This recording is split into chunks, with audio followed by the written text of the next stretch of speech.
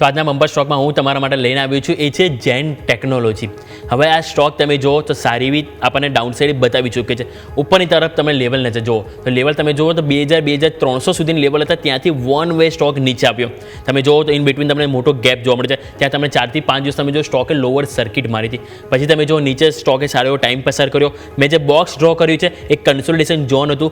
બીજી વસ્તુ ત્યાં એક ઇનસાઇડ બાર ઝોન હતું. ઇનસાઇડ બારની વચ્ચે તમે જો કન્સોલિડેશન થયા બાદ ફાઇનલી ઉપર આપણને બ્રેકઆઉટ જોવા મળ્યું છે.